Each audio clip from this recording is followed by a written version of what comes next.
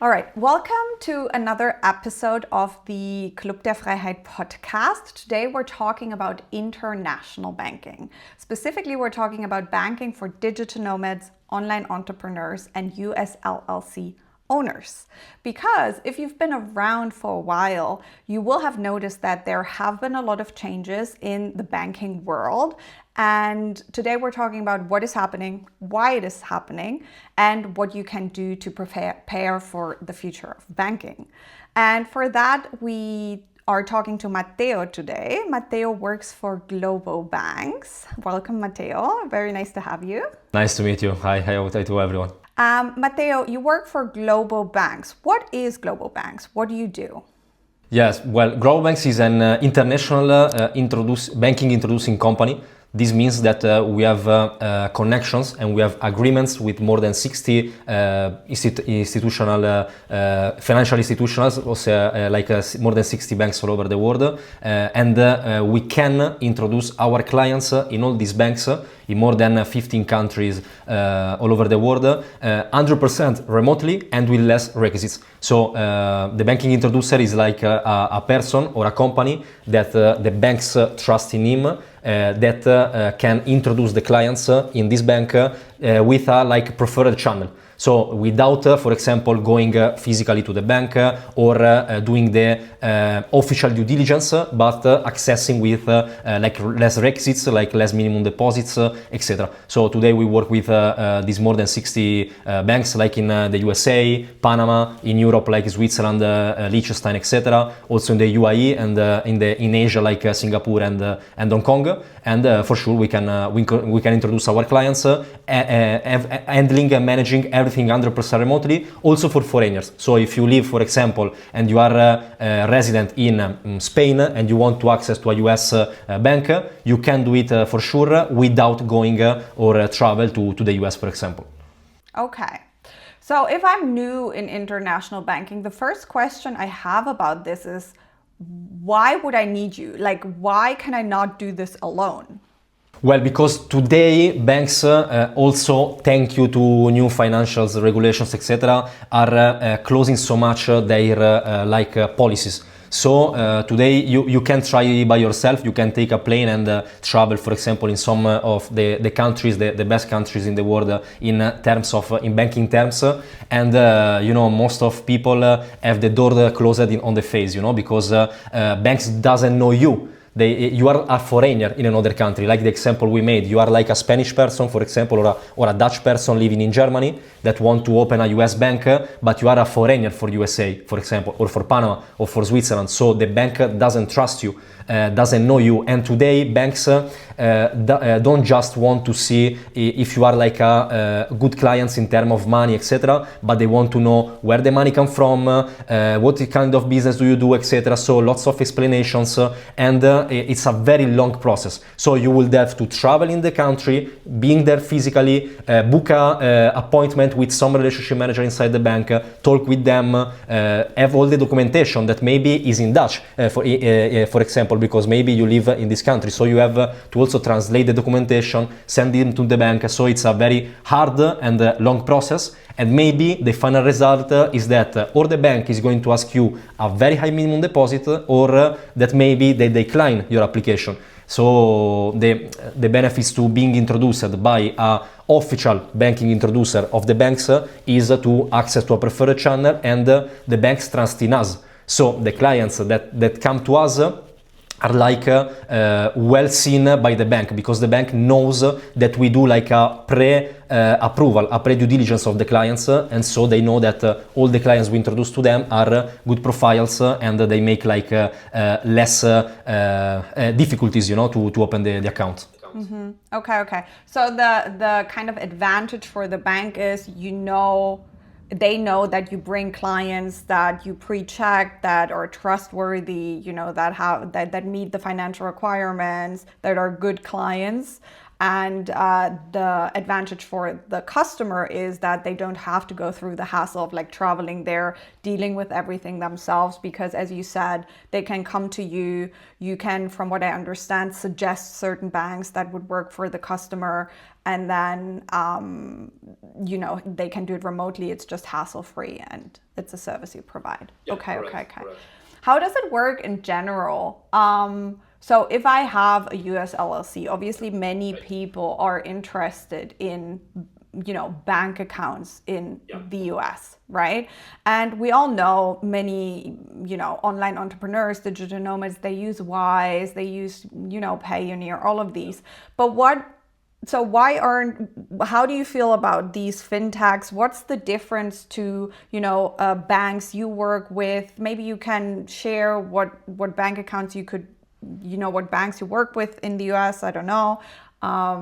Is there a difference, or are they the same? Basically? Yeah, gotcha. Sure. I'm opening just a little parenthesis. For sure, we can help open personal and individual accounts and also corporate accounts for companies like US LLC that you mentioned, or UK companies, German companies, or Hong Kong companies, etc. But answering your question.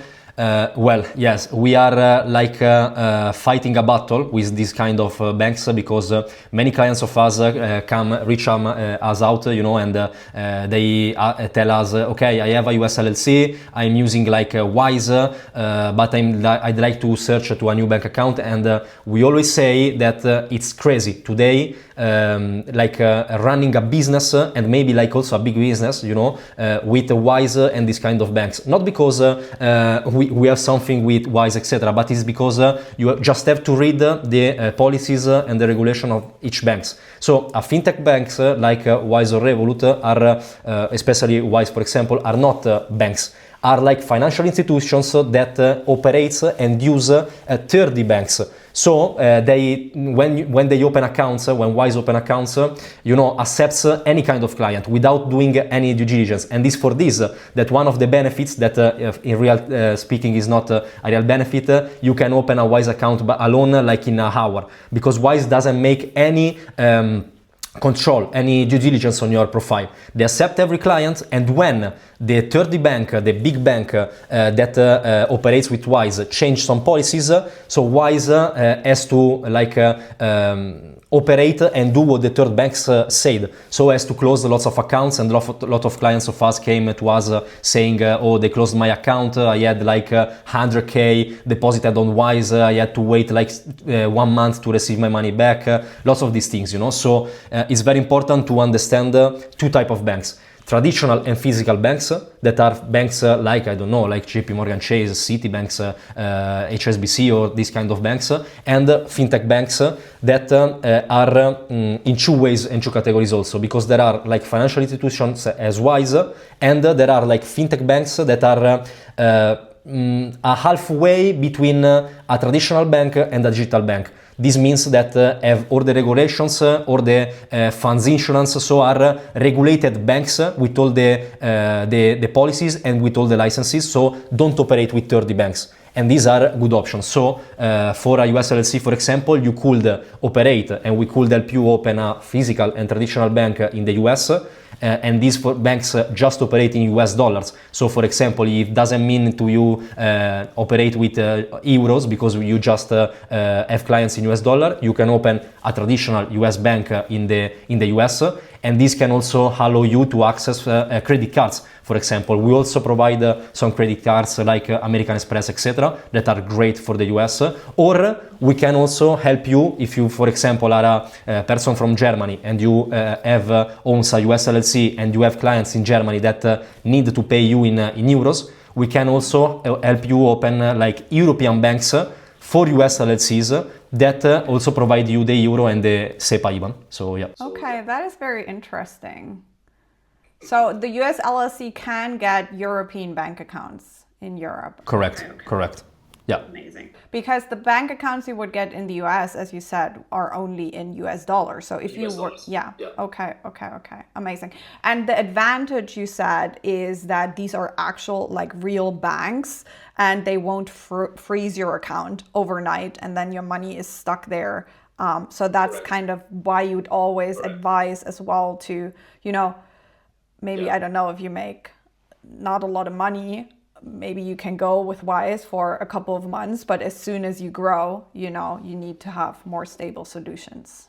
Yeah, that's correct. It's also like tailor-made, because if you just open a company and you maybe like a freelance, so maybe you generate like 2,000 euros or 3,000 euros monthly, for example, I don't recommend you open a US bank in the US. You can use Wise, okay, because for a couple of months, etc. But if your business generates a little more, you want to make things bigger, etc. Wise is not, for example, a bank that you can use because it's very unstable, So if you need euros, for sure, there are some European banks that have all the regulations, all the licenses, and all the funds insurances, etc. And you can operate with this kind of banks. Yeah. Okay, interesting. And then I know a lot of people are always very interested in credit cards, because obviously American credit cards have so many benefits. What's the process to get a credit card? Can you get them for personal accounts as well? Is it better to get them for business accounts?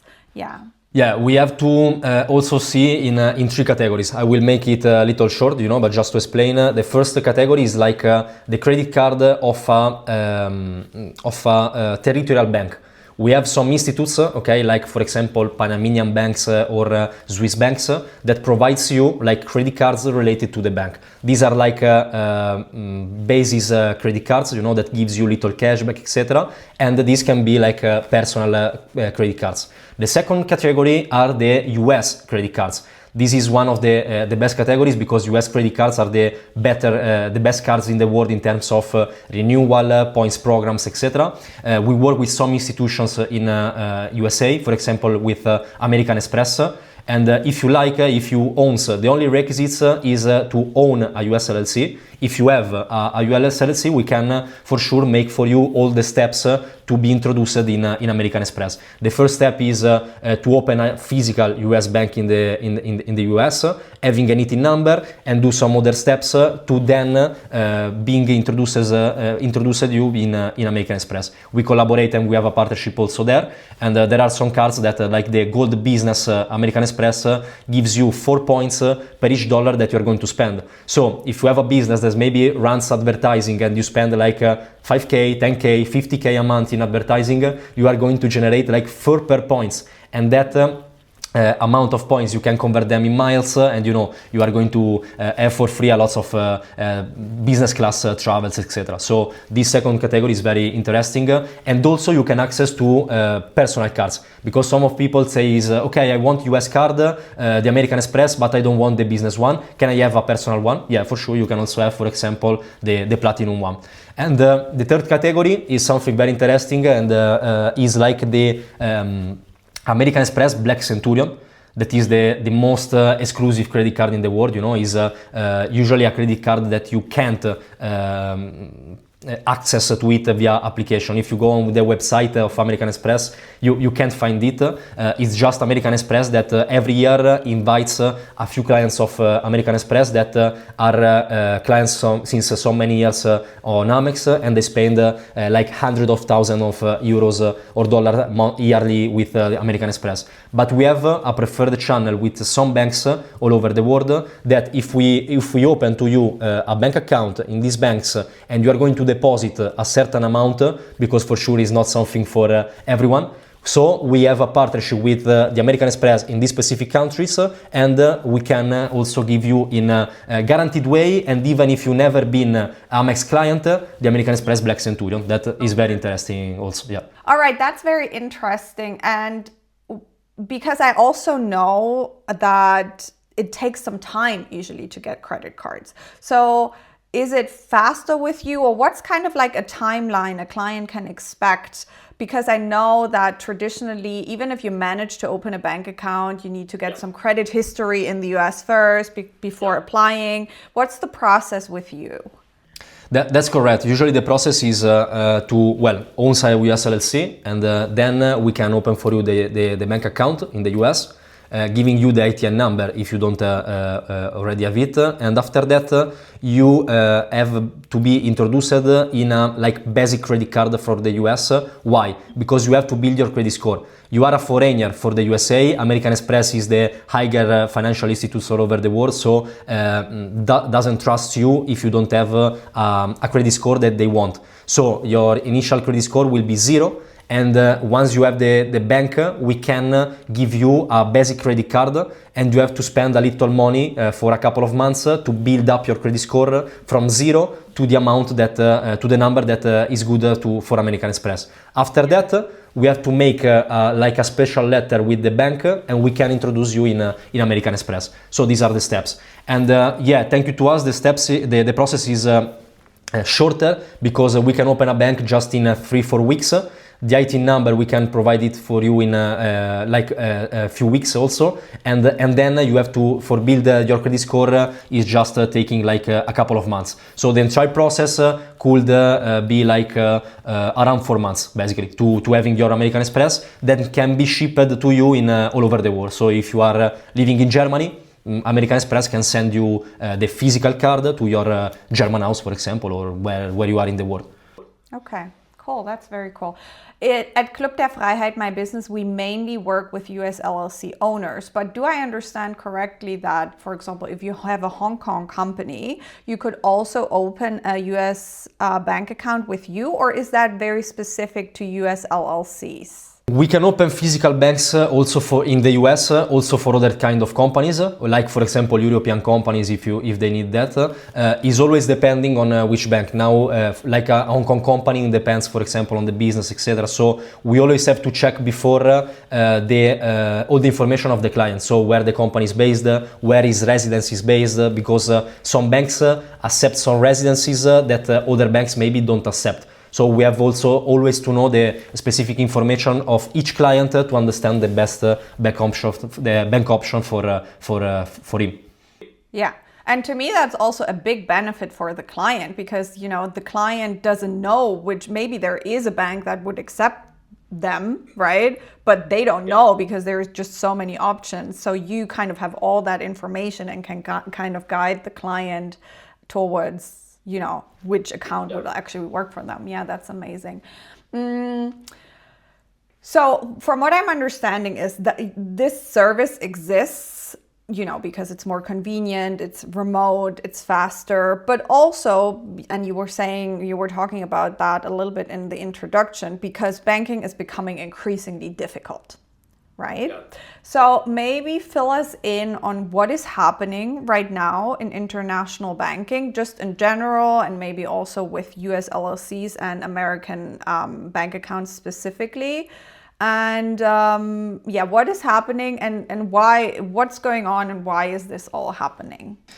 Yeah, is that things in the last years changed so much in banking world, you know, because like a few years ago, the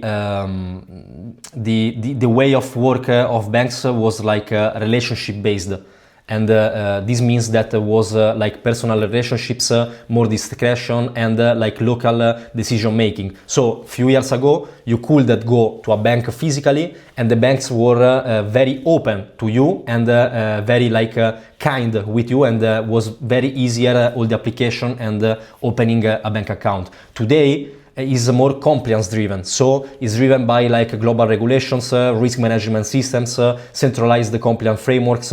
So banks are no longer like just financial institutions, but they are risk filters for like governments and regulators. So they don't want to have high risks, and they have very long due diligences. Sometimes the due diligence is made not by humans today, but made by like softwares. So if the software recognize like a little red flag in your information, because maybe you are filling out a form online, because I'm not saying any lie to you, you can go to some banks online and you can find the button apply online. You can do it. you can do it without us, but you have to fill the information. And the thing is that if you don't know how to apply to the bank, if you send a little bad information, or if you don't sell yourself in the proper way, the software can find also a little red flag, and your application is denied, even if a person didn't saw your application. So is this that changed in the years, and the regulators are every month stricter, so it's even harder to open a bank account in this way. Thank you to the governments, the regulators, and the institutions. Mm-hmm. So you expect this to get even more difficult?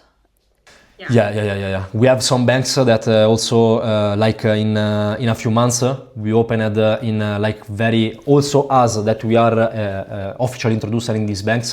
There are some banks that few months ago were more open also to the clients that we introduced, and now are also even stricter, also with just in a couple of months, so in the future will become harder, and working with official introducers will be the right way, because will be the only way to access to banks. A lot of banks today are closing their offices. So you can't go to the offices to open a bank account. You can just apply online, call the bank that maybe doesn't respond you, so they are also closing physical offices, for example, so yeah, will be harder also in the future.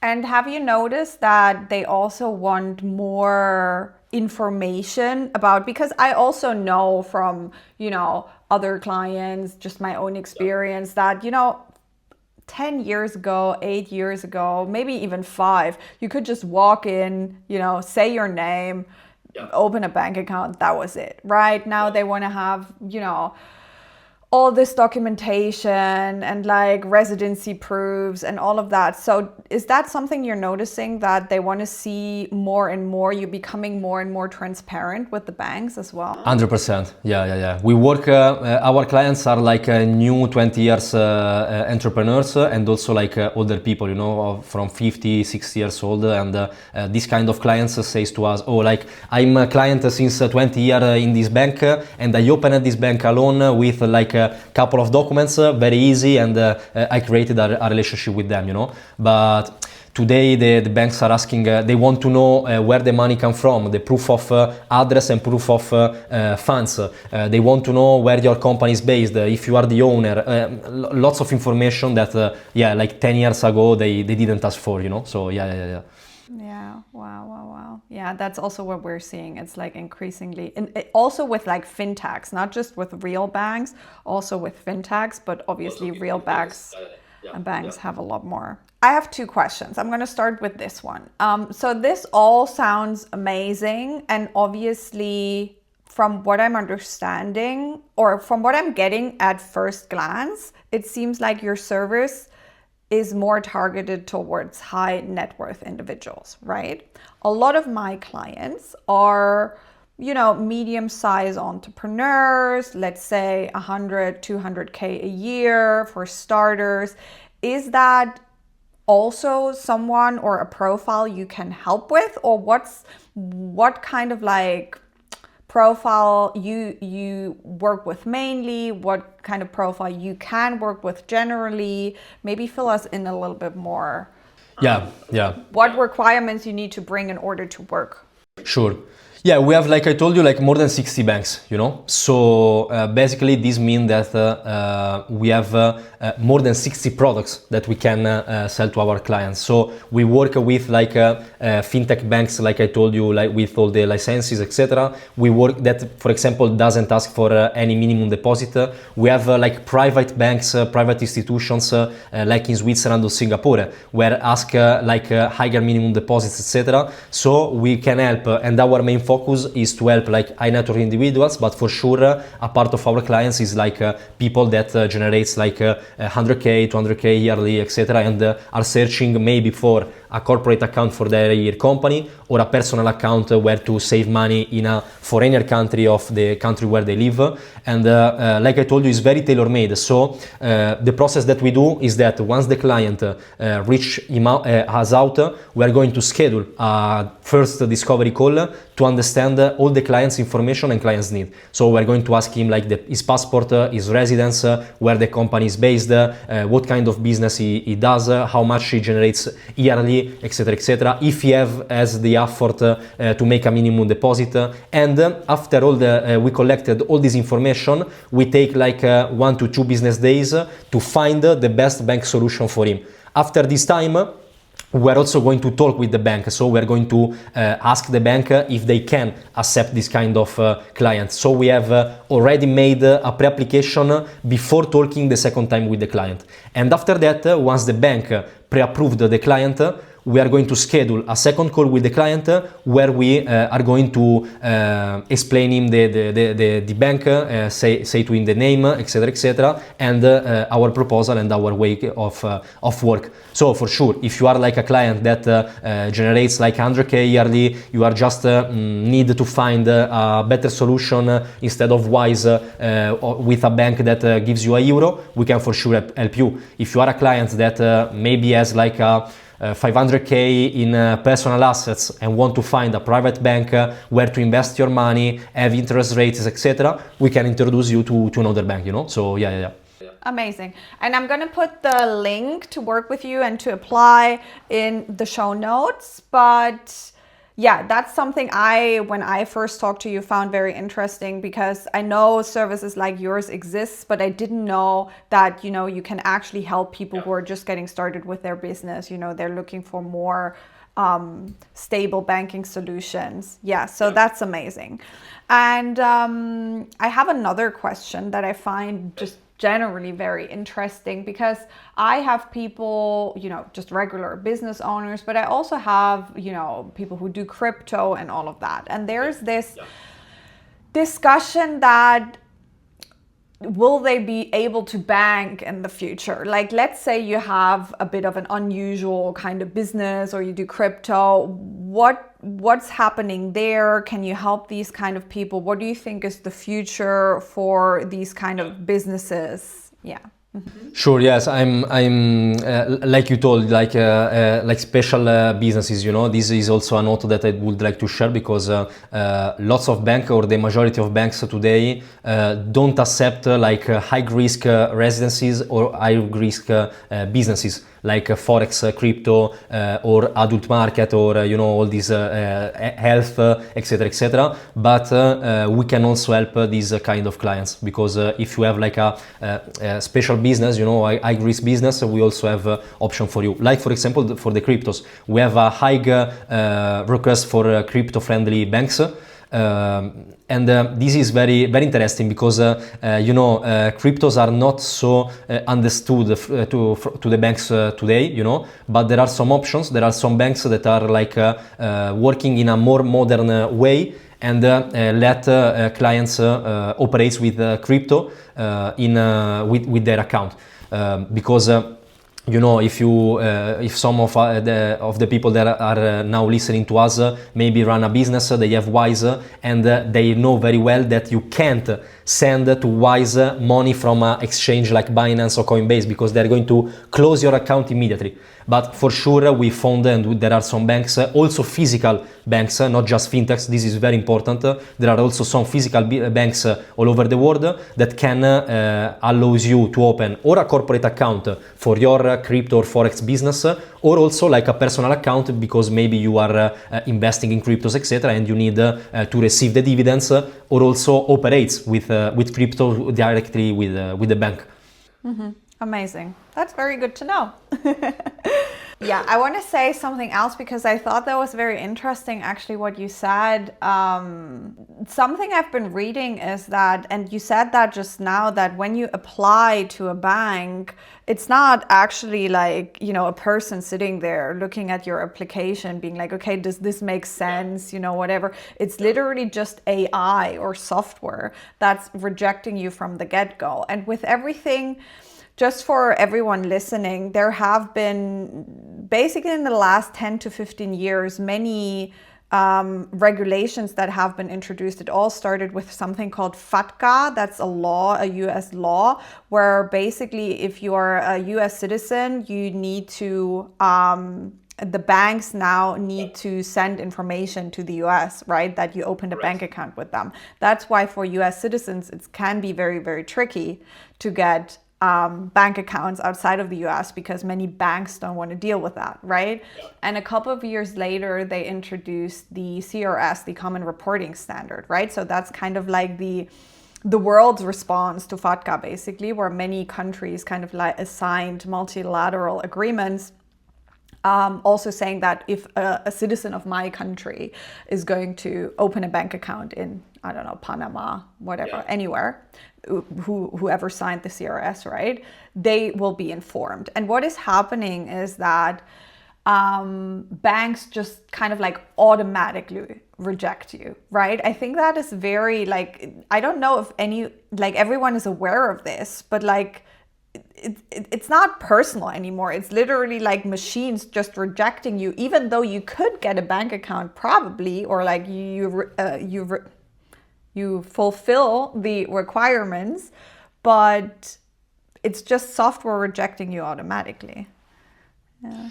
Yeah, that's correct. Today, the banks, you know, lots of people are searching for bank accounts, you know, so the faster way for a bank to understand if a client is viable or not is using a software. But the bad thing of the software is that don't think. So if you find like a simple or a little red flag, is going to deny your application without watching the other information that you shared with the bank. So is for these regulators are stricter with the banks, etc. So banks just make these things, and the people inside the banks don't have today don't work with the acceptance of the application, but there is always the good way, that is that thank you to, for example, banking introducers in some specific banks, the application are reviewed via relationship managers, because all the banks we work with relationship managers. We know more than one relationship manager inside the banks.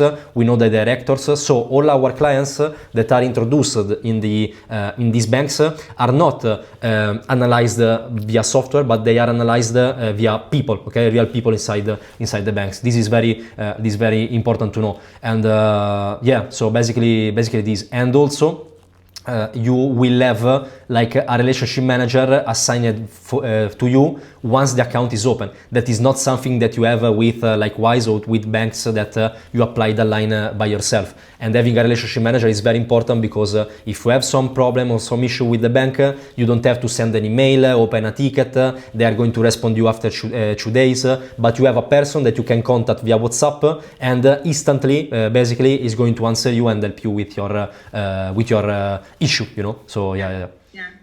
And can you help people who, you know, they wanted to go the independent route, they tried, they got rejected? Once you are rejected, is there a chance that through you can, you know, get another shot? Or this is very interesting. It's very interesting because usually it's impossible, basically, because the bank already rejected you, so you can't do nothing, you know. But not always, because depends also on the profile of the client, on why he was rejected the first time. But I know that we helped some clients that were rejected via a bank, and thank you to us, we talked with the relationship manager. We say to the relationship manager, this is our client. Maybe there was a mistake, or the application application the first time was just analyzed via a software. So if your relationship manager can now analyze the application you in person, so we helped also clients open with a second application in the same bank. Yeah. Okay. So it basically, from what I'm hearing, it's always advisable to use you guys because everything else just doesn't make a whole lot of sense. Yeah. It's not to like how to say in English, to give fear, to feel fear. But another important thing is that thank you to the regulations, like you mentioned, like the CRS, etc. Today banks talk. So one important thing is that if you are going to apply yourself in a bank and the bank denied and reject your application, this information is shared with all the other banks. So if tomorrow you are going to apply in another bank, this bank, once makes the due diligence to you, will see that you have been rejected via other bank. So your rejected score will increase. Okay, so a recommendation that I share with everyone is to not try do application alone, because if you have more than one application rejected, this can be very is like a black how to say, a black path on your profile, So it's even better to be introduced also for this for the reason. Oh, that is so, and that works also internationally. Like if I try to open a bank account, personal, let's say bank account in Italy, and I'm getting rejected, is that shared internationally with the CRS network? Is thank you to the CRS and these regulations. Oh, I did not know that. That is crazy. So you are really very transparent nowadays in the global, banking. Yeah. Today, thank you to these regulations, is everything via transparent, So there are some countries today that still are like out the CRS, for example, but there are very few countries that are like strong in terms of jurisdictions, because I forgot now, but for example, Iran, if I don't make a mistake, is like out CRS, but who is going to open a bank account in Iran, So there are very few countries out the CRS with good banks. And yes, the others are like transparent. So today, open a bank account is not for hide, but is for security. So it's like to, this is the shift that you have to do today.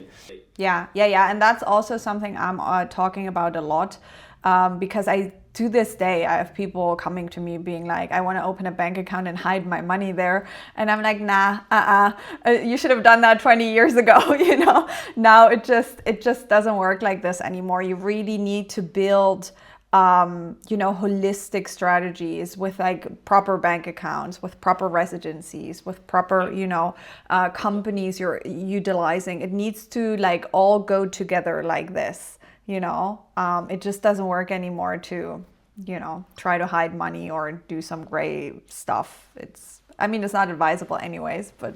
No, yeah. Like we say in Italy, we say you have to have your feet in two shoes, because you can't today like use just one bank in just one jurisdiction, etc. Because it's extremely it's extremely unsafe. Because let's see what passed with Dubai, for example, So imagine that you had like just one bank in Dubai, and the war is going to go even better. So banks are going to close accounts, etc. And you have all your money deposited on a Dubai bank. From the night to the day, your money are blocked. You are like without any money. You can't spend. You can do nothing. So it's very important also understand like asset protection and diversificate banks and jurisdictions. So having more than one bank in more than one institution in more than one country is very important today for corporates and also for individuals, for sure. Yeah, I just think this is really interesting, and it like gives us a good picture of where we're at in the world now with like transparency. Do like fintechs like Wise, Revolut, etc., do they also report? 100%. 100%. This is also interesting because I think you mentioned this also, that most of my clients actually have German residency or, kind of like European residencies, most of them, but obviously many people move their residency to Panama, to Paraguay, Dubai. Is it, I'm guessing because you work with more than 60 banks, you will have a product for these people, but is it generally harder to, you know, have residencies in these tax-friendly places, or what's your experience there? Well, basically, the sanctioned countries in terms of passports, etc., are harder to open, you know, and these countries usually are like Afghanistan, Russia, these kind of countries, not like Panama or Paraguay or etc. In terms of passports. Then, for sure, there are all the banks have like preferences in residencies. So, for example, making you an example, in the US, we have a specific bank that just accept European residences. Okay, so even if you have like a Panama residence or whenever you want a residence, doesn't accept you. And we have other banks that accepts also UAE residence, Panama residence, etc. So yes, there are different bank options, okay, that accepts kind of residencies or not. But today, with the ones that you mentioned, like Panama, etc., we have a huge amount of option of banks that can be useful for this kind of clients. The UAE is little harder today because banks are now, you know, thank you to the war and all these things, it's little harder, or they are asking to higher minimum deposits, etc. But we can still also open accounts for this kind of residence. Yeah. Okay. So you're like a little magician. Well, yeah, it took a lot of job in the last years, and also now, because we have like a research department inside our company that every day is like traveling and find like how to build a connection with the banks. You know, this is our job, to create a very good and strong connection and synergies with the bank.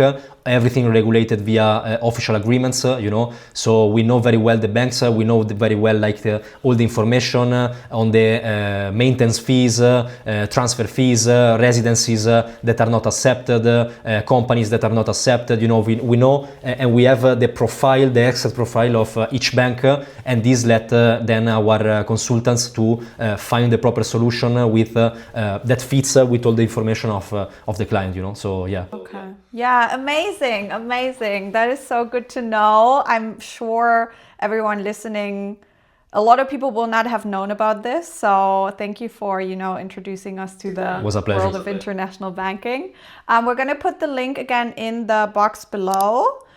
And yeah, thank you so much for your time. And I guess if someone has any questions, they can comment and I can ask you. And 100%, yeah. And the call, if they register to the link, the discovery call is 100% free. So you know, yeah, we are waiting for you and your case to help you open the proper bank account.